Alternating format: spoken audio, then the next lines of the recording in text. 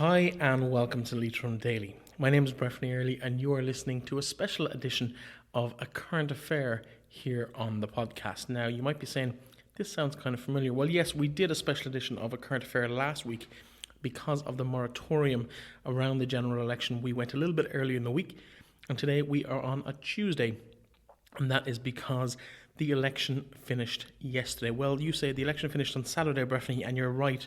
But the count took place over the last 2 days. And in our constituency here in County Leitrim, we were all eyes focused on the Sligo Park Hotel Sunday and Monday of this week.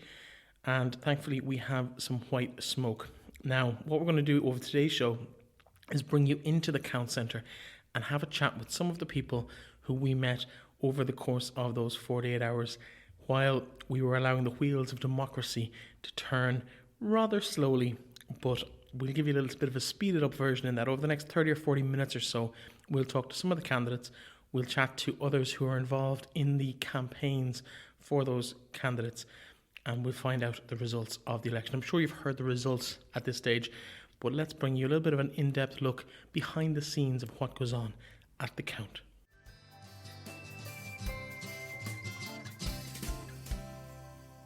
Martin Kenny, we're speaking before the first count is officially read out, but it's looking promising for yourself to be comfortably elected on the first count.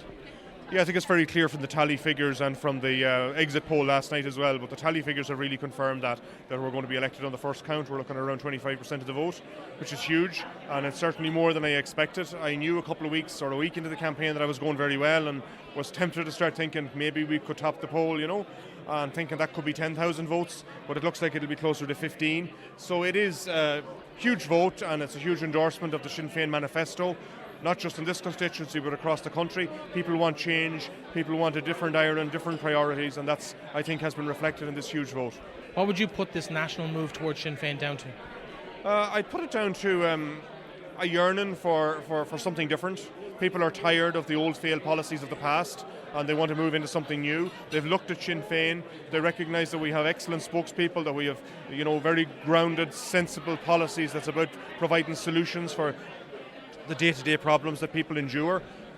People and the government talk about economic recovery, but it seems to be only an economic recovery for the elite. The ordinary people out there that are working hard, even on reasonable salaries, are paying huge taxes and getting no services for it, and they want different. And they've said that in this ballot. And I think that's really reflected across the whole country. They also have, of course, the issue of Irish unity is something that came up on many doorsteps, and Sinn Féin are very strong on that, and we want a plan for unity, and we want to put a plan in place, not just to unite the country, but to make the country, the whole island, a prosperous new island, which is a beacon of hope for the world, and that's what we want to do. Your leader, Mary Lou MacDonald, has talked about how she wants to sit down with each of the parties and analyse what potential is there to form a government. Do you see yourself as part of that government, and do you see Sinn Féin as part of that government? I think we should be part of that government. I think that's what this, we've been clear about it with the swing and the huge vote that Sinn Féin has got. In essence, Sinn Féin has won this election.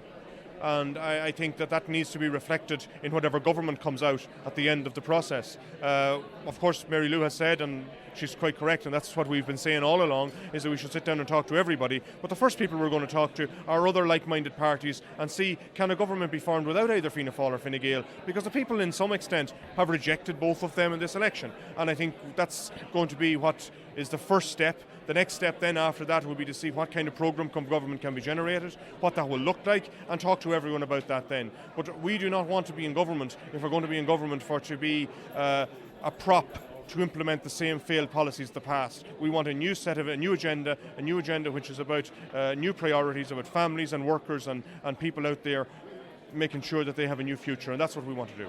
In terms of the numbers, now it's very early in the night to be talking about numbers nationally, but the best predictions probably put a combined Fianna Fáil, Fine Gael grouping at just over the 80 mark, which would eliminate the opportunity to do that.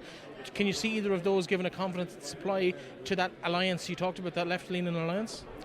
I don't know. I would hope that could be possible, but I mean, it's all to be negotiated, and that happens, in other places rather than here in a count centre when we're about to announce the first count. So to be honest, I haven't really thought that through in depth, but no, I think we're looking at a change politics.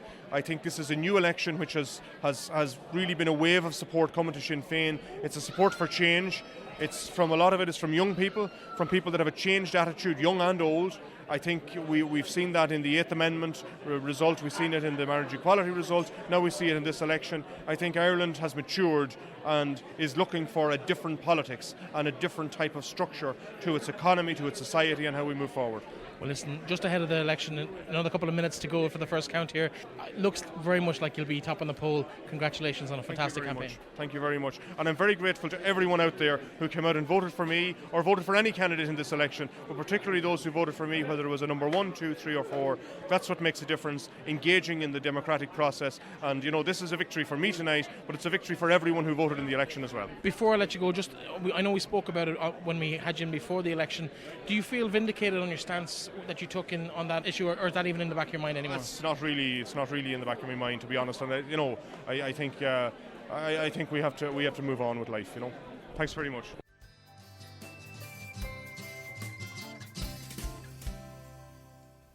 Kenny Martin, Sinn Fein, 15,035.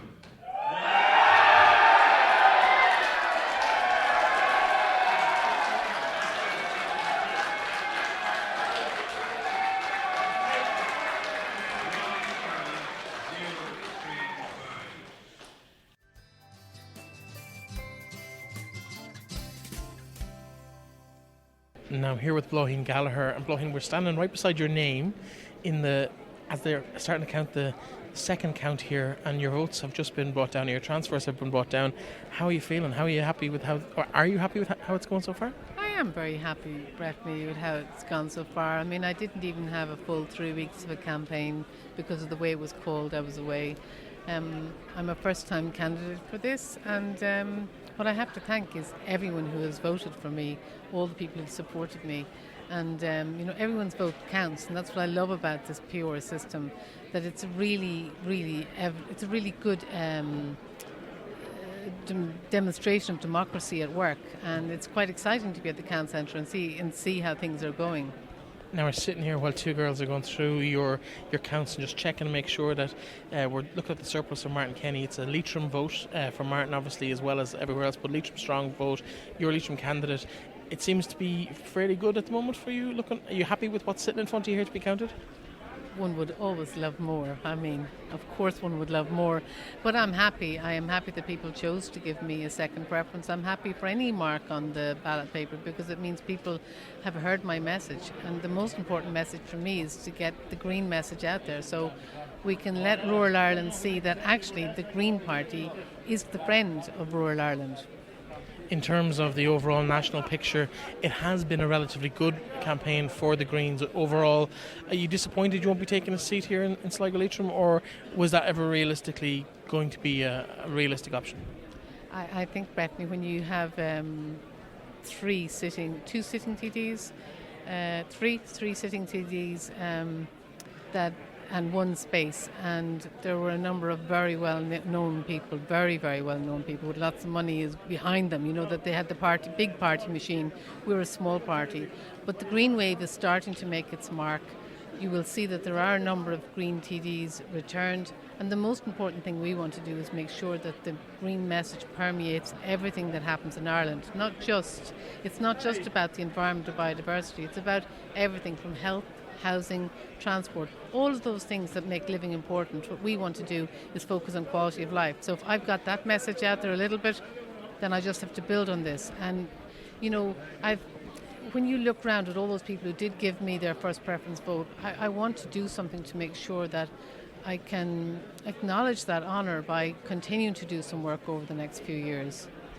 What are your plans locally? Obviously, we spoke before about how you're the editor of the Leitrim Guardian. Will you continue in that role? What else, in terms of community involvement, do you see yourself being involved in over the next few years? Well, currently I'm chair of the model Arts the Model Arts Centre. Centre in Sligo.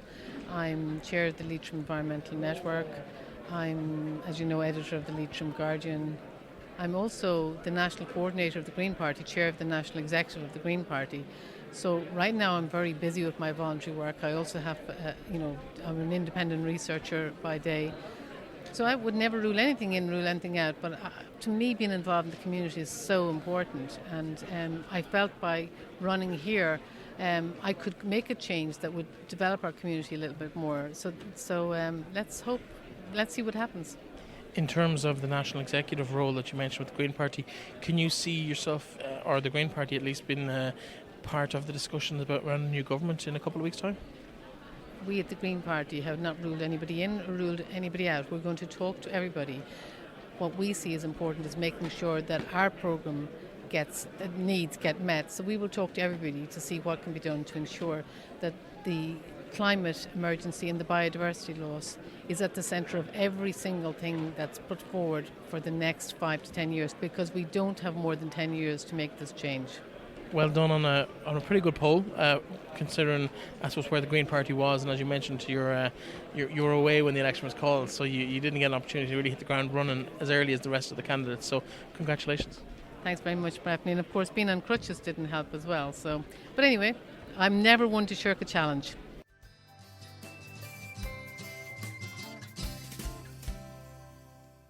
Marion Harkin, it's count night. How's the emotions? Well, look, things have settled. I mean, earlier on in the day, Ocean was saying that I had cause for concern. But look, when the final tallies came in on the first count, I'm in third place, just about 30 votes behind Mark McSharry.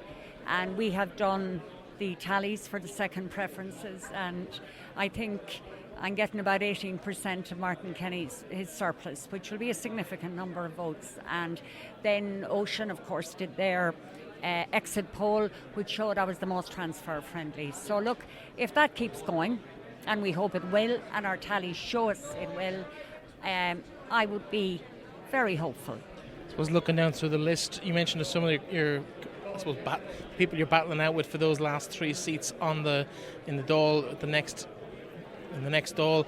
In terms of the numbers, Fianna Gael look to have most of a quota. Fianna Fáil have probably just a little over a quota between the 3 candidates there. Are you confident you can pick up enough of the surplus to see yourself edge through that field and take that seat? Well, that's what the tallies are telling me. But tallies always come with a health warning. But look, I'm an optimistic person. As my brother said, I'm realistic optimistic. And realistic optimistic on the tallies tells me that I should. You have a fairly big team here with you tonight. You must have had a lot of support out over the last few weeks on the canvas.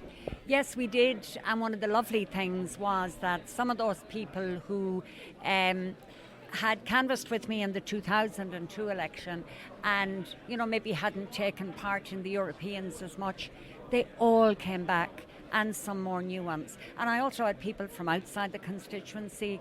I had an independent councillor come down from Kildare. I had Podge Connolly over from Monaghan. And I had a few others from Galway, came over, gave me a day, 2 days.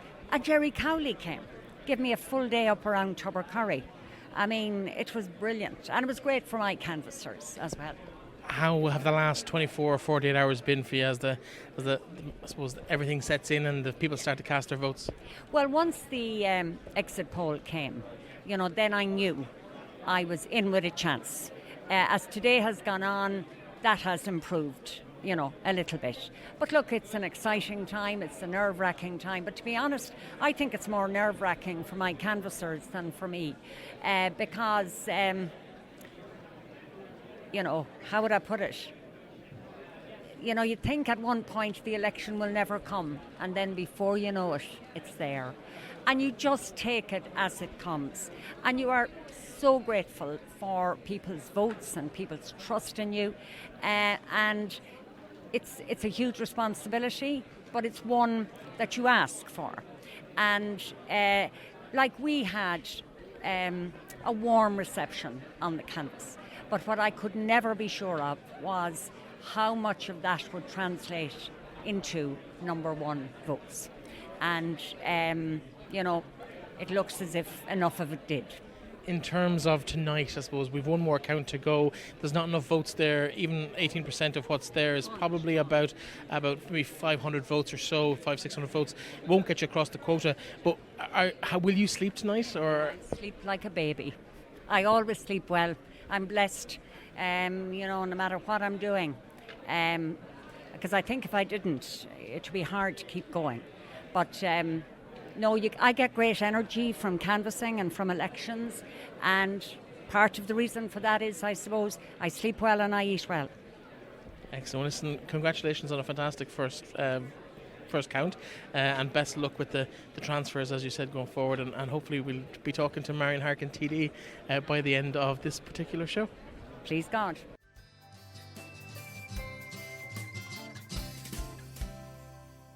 Frank Feehan, it's just after midday here on the second day of the count in Sligo Leitrim. What are the emotions going through your head right now? I think of a 50-50 chance of getting elected. A lot of transfers are going my way.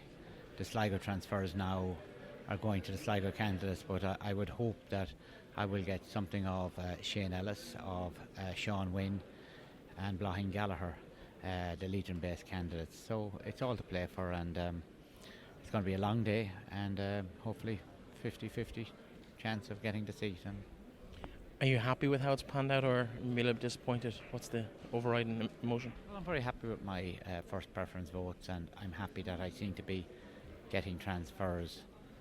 But you need a lot of luck. It all depends who goes out first, where the transfers come from. And so far, I'd be satisfied enough. Also, Marion Harkin is eating into a lot of transfers. She'll definitely be elected.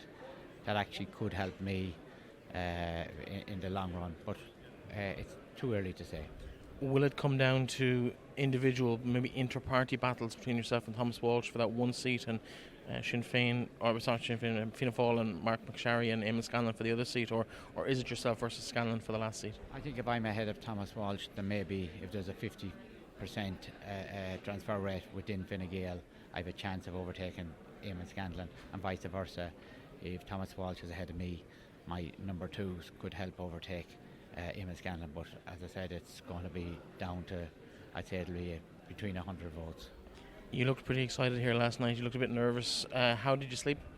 Slept very, very well. It's I've had a very, very interesting, very enjoyable campaign, and that's the most important thing.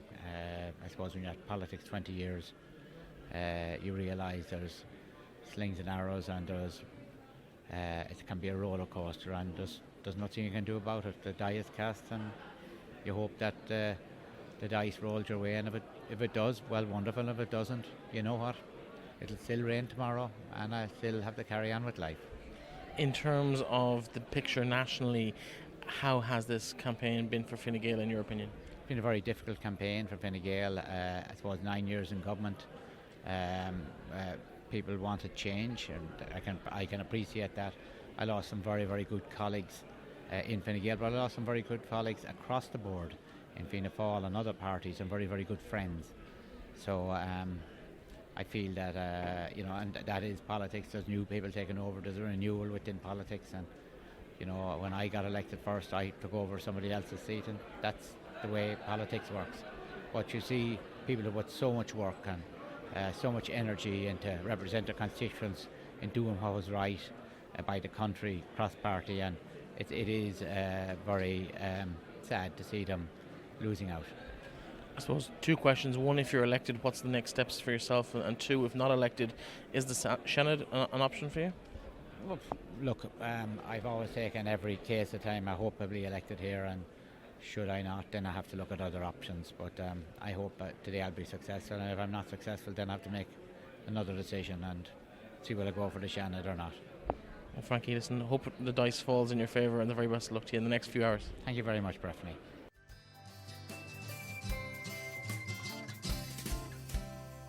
Now, I suppose one of the major surprise packages of this election locally was the performance of James Conway. James, welcome back to the programme. Thank you very much for having me. Tell me a little bit about your thoughts immediately after your exclusion from the count, but a very impressive figure, ended up with almost 2,000 votes in the end. First of all, I want to thank everyone who helped me with the campaign and then everyone who came out and voted. It was absolutely wonderful. We only had really 3 weeks to come from a standing start with a very low profile, and we've got a result there where we've actually taken some fairly major scalps with us, and we're very, very happy. Very happy. So positivity is my major thought of the whole campaign. Now, you outpolled former TD John Perry, amongst others, in terms of major parties that have formed governments in the last 10 or 15 years. You must be... what's next for James Conway? Where do you go from here? Well, I think we have a good chance. I believe that formation of government will be troublesome at the moment, so I think you could see another general election rather soon after this. Then you always have the opportunity for local elections, but I'd say there will probably be a general before the locals. So I think we have a little basis now where we know what we're doing, we know how to canvass and how to canvass effectively. We were weighing it up last night. We would have actually got to 4,000 houses. And out of that 4,000 houses, we have nearly 1796 or something got like that. So we're nearly running at a 50% ratio that if we get to your house and there's 2 people in it, one of them will vote for you, which is wonderful, you know. So we're on the right track. We've identified the right issues, which is the decimation of rural services, and we'll stick tight to it and we'll keep going. That's the predominant hope. Do you believe genuinely that there's going to be a general election? How long would you expect that to be? Within 6 months, in my opinion.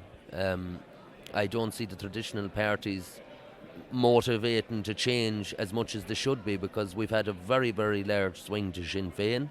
What they should be doing is coming out and saying, look, at now we're willing to work and let's get going. Obviously Sinn Fein have got a massive youth vote, so the major parties, what they should be doing is getting them on board, making a government, but they're very standoffish, and I think they need to realise they need to get on board, or there could be a situation where Sinn Féin come back with 2 candidates in constituencies where they've ran 1 candidate this time, and they could absolutely sweep the boards the next time. And if people see an election in a short period of time, it'll only worsen the problem for Fianna Fáil and Fine Gael, because people will view it that they would not work with what they elected. So then that'll swing to independence then for the final 2 seats and 3 seats in constituencies. So I think there's a very good opportunity. It'll be soon after, I'd say within 6 months. It'd suit me better if it was in summertime, because you get a longer day to canvass. But yeah, I'd be hopeful. I think this is only the beginning for us and my family and my team. It's wonderful. We know what we're doing now a little bit, so we'll move on from that, I'm hoping. In terms of a general election, were one to come around, whether it's 6, 12 or 18 months down the line, and would you expect to be on the ticket for that again? Will you definitely be there representing the people of Ballinacaro and Sligo and Leitrim? Yeah, to be honest about it, we have the deposit one back today, which is the 500. You know, look at the money we put into it. We fundraised a bit and we put a few pound of our own into it, but we've seen a distinctive return for 3 weeks of work. I believe if we had a better lead in and maybe a time of year that allowed us to canvass a little bit later into the evenings and that, and in actual fact during the campaign our team of canvassers was actually growing, which is a wonderful thing. We started off with a smaller team and then it continued to grow a bit as it went on. So I believe the opportunity is there for us. It's just to grasp the opportunity, and I think we'd be in with a real good chance. We've had a few independents today, I would say, who may not run the next time. Excuse me. Then we have some of the smaller parties who I believe after this election, if they don't get 2% of the national poll, that there's trouble with formation of the party again. So we could have a situation where there's a lot less names on the ballot the next time, higher profile, because we've done well in this election with 19 candidates running, I might add. So I'd be very hopeful. All politics seems to be about is identifying the right issues, being strong on them, knowing your opinion on them, and then meeting the right people who gravitate in the right circles that they can get your name out there. So that's my predominant hope for future elections. Well, listen, James, thanks very much for taking time to chat to us. Hard luck on, I suppose, your exclusion from the race, but congratulations on surviving longer than half the field in the constituency. So a very, very good performance for a first-time candidate. Well done. And thank you very much to yourself for giving me the opportunity to come on your podcast before and again today. I really appreciate it. Thank you, Brefne.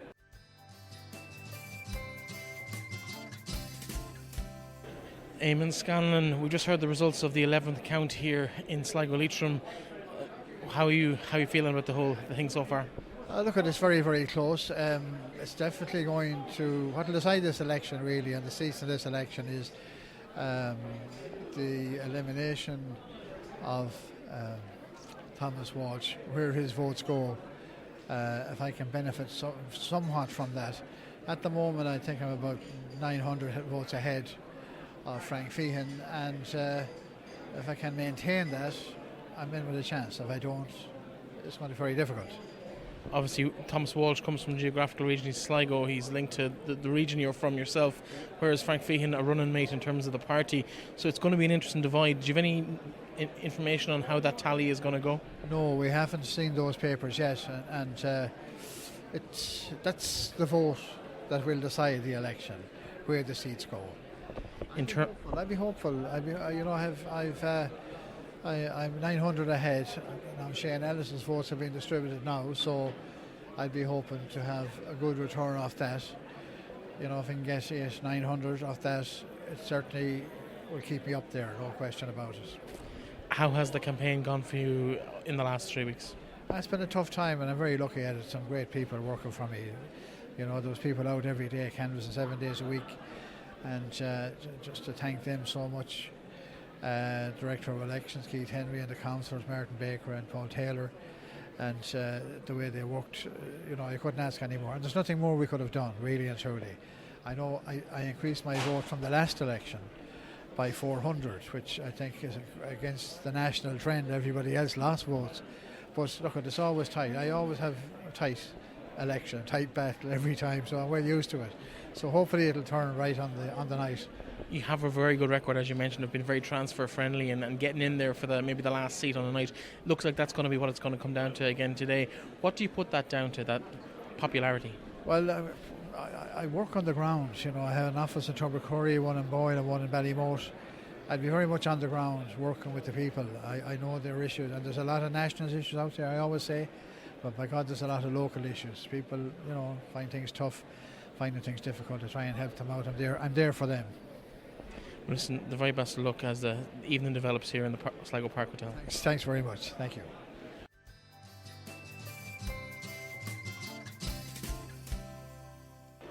Chris McManus, County Councillor here, Sinn Fein County Councillor here in County Sligo.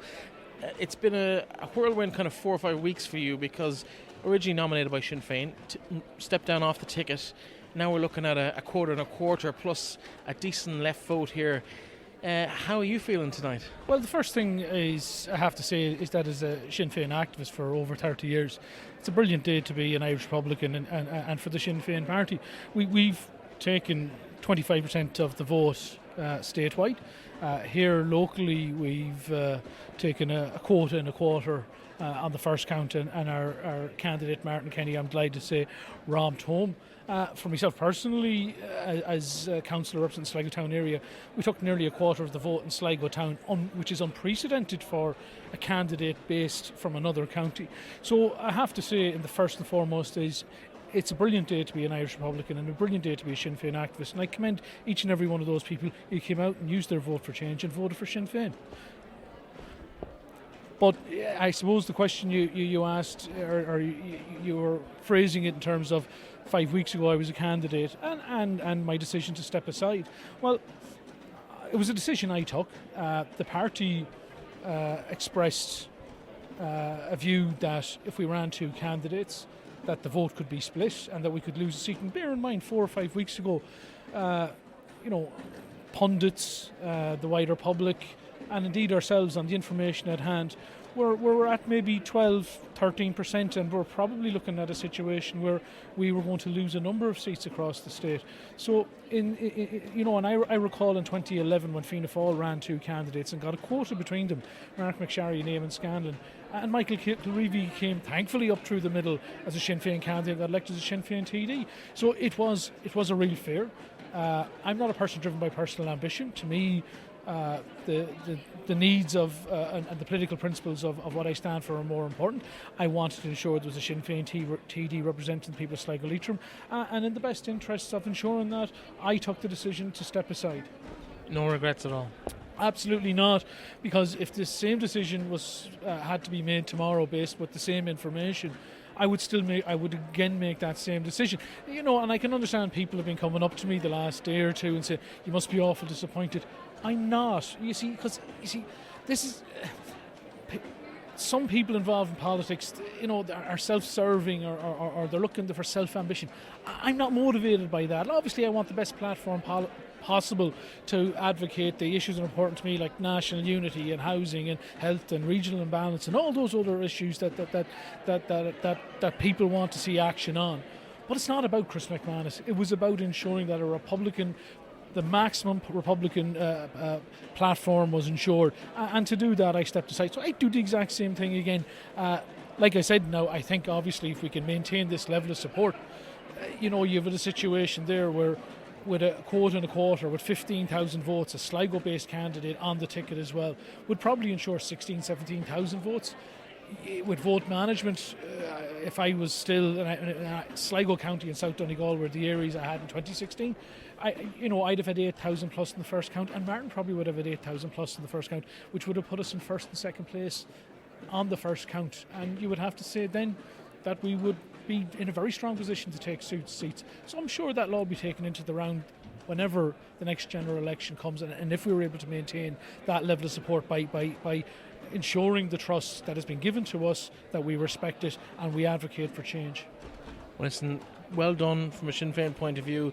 Commiserations maybe on a personal point of view. You're playing a fairly straight-laced version. There has to be a little bit of regret, so I'm not quite sure I believe 100% that there's no regret. But listen, congratulations on a massive victory for Sinn Féin. It's not a victory for Sinn Féin, although it probably feels like one. Absolutely. Absolutely. Well, look, it's a victory for people. People seen Sinn Féin as a vehicle to deliver change, and we need to ensure that regardless of what happens, that as we move forward, that we articulate that we respect it, and we try as best as possible to ensure we get that change, that ordinary citizens who are being told time and time again that the country has turned the corner. Well, people don't feel that. What we need to do is ensure that every decision we make is citizen-centred, that we ensure there's a roof above the head, that there's food on the plate, that you have a right to decent education, that you have a right to a proper health service, and that when you're 65 years of age, you're able to retire with a bit of dignity. Those are the things that we need to put the ordinary person at the centre of every decision we make, and Sinn Féin will try and do that to the best of our ability. In a word, we're coming down here probably between a sitting TD and a sitting senator. Frank Feehan from Fine Gael, Eamon Scanlon from Fianna Fáil. Who do you feel is going to get that last seat based on how it lies at the moment? I think with I would say that at this stage, Declan Breeze, after being eliminated with approximately 5,000 plus votes, Marion Harkin is 1,200 votes shy of the quota, and I would say it's quite possible, if not probable, that Harkin will get enough from Declan Breeze to get elected. That's not good for Fianna Fáil, because Fianna Fáil would be hoping that with Marion Harkin staying in the race as a viable candidate, that when Thomas Walsh would then subsequently be eliminated, which is probably the next elimination, that Harkin would be sucking up votes that might go otherwise to Feehan. So if Harkin's out of the race, it means there's an awful bigger lump of Walsh's vote when he's eliminated, which is making an assumption, but on the figures it's looking likely that that's better for Feehan if Harkin is removed from the race because she's been elected. So I would be cautious on it, but I would have to say, if you give me one gambling chip to put on the roulette wheel, I'd be putting it on Frank Feehan at this stage for the final seat. Okay, thank you very much, Chris.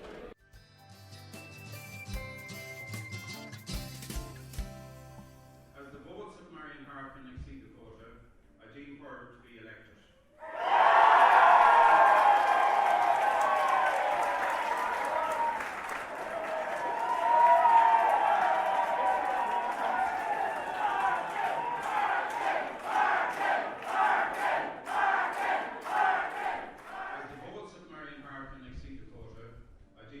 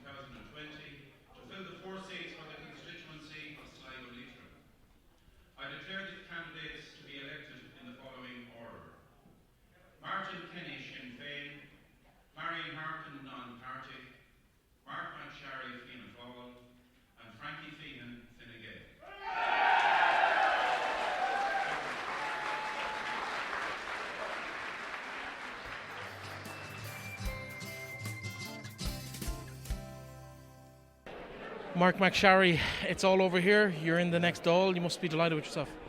Look, I'm very pleased for the team and my family who have worked so hard. It's an honour and a privilege that I've been re-elected, but look, it's a very bittersweet day for me, for my colleague and one of my closest friends, Eamon Scanlon, for many, many years. Not to have made it, it makes it very, very bittersweet. Eamon was a great worker since 1985. His family, he gave it everything, and often mightn't have been in the media, mightn't have been out front and centre, but he was a professional ground hurler, and he helped an awful lot of people. He helped our party, and it's just very sad from that perspective today. Unfortunately, that has been happening in a lot of political families across the island over the last 24, 48 hours. Yeah, it sure has. I mean, it's been a bad day for Fianna Fáil. We've lost this election, and as I said in the few words there, those of us who have survived and been spared by the people have spoken, or have we have heard the people loud and clear in terms of they've spoken. We will do better, and things will change. Where do you go from here in terms of the Fianna Fáil party? What's the prognosis on the government makeup? Yeah, obviously, I mean, it's been an emotional roller coaster here in Sligo Leitrim, so I've been very focused on it and not so much on the national end of things. I haven't spoken with colleagues yet. I would imagine that we will be meeting in the next kind of 48, 72 hours for a full debrief and consideration of the new reality that faces Irish politics. It seems to be that there'll be 3/3, three kind of blocks around the same. I don't know whether it'll pan out that Sinn Fein will actually have the most seats. I think they have one seat, maybe more than either. Okay, so it's their prerogative now to seek government formation, and I know that nationally, from some tweets I saw or whatever, maybe it was on the back of an actual interview that Mary Lou McDonald was saying that they're going to seek to form government with the left, so the best wishes to them with that. It's their prerogative to do that, and Fianna Fáil are prepared for a period in opposition if necessary, and we'll consider all issues when we meet later on in the week. There has been some speculation around the Count Centre tonight, and I suppose on the nationally, that we might be back here sooner than we think in terms of another general election.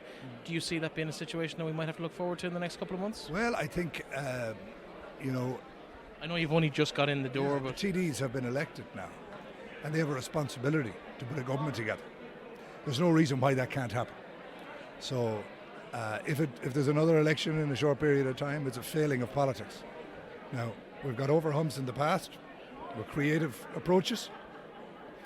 There may have been a very heavy political price for the likes of confidence and supply, as you'll see from our outcome. But I believe all that needs to be done should be done to ensure that a government is in place. There are critical negotiations coming up on Brexit. We have a critical problem with housing and health, and the cost of living, and the country does not need another election. Well, Mark, listen, congratulations. You've just freshly elected just off the podium here. Thank you very much for the name check in the middle of the speech as well. I really appreciate it. Listen, you're more than welcome. On the Sligo side, on the digital, we had very good service like yourself with Sligo Today for a period. Lord have mercy on the poor man who used to do that, passed on. Leitrim and the Northwest need the medium that Leitrim Daily provides, and I hope it expands, because in a modern world, digital media is critical for informing people, for keeping people in touch, to assist with isolationism in very rural areas that we'd be familiar in this constituency over perhaps many nationally. So anything I can do to support Leitrim Daily and indeed others that entered the same lane, I'll be doing it. Perfect. Well, listen, congratulations again. Thank you very much for your support. Thanks. Listen, thanks, Willie.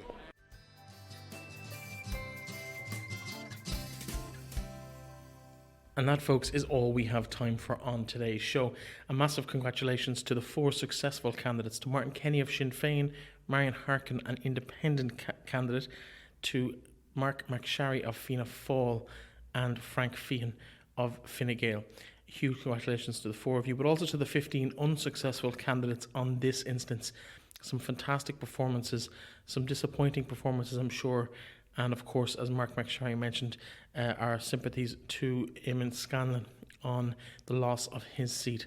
it can never be easy for a candidate, particularly one whose full-time focus for so long has been on looking after the people of this area. But that is the situation with democracy, and the people have spoken, and your new 4 TDs will represent the county and the area until such time as there is another general election called. So it's on them now, with their parties, to forge ahead and form a government to run this country for the next, hopefully, 5 years.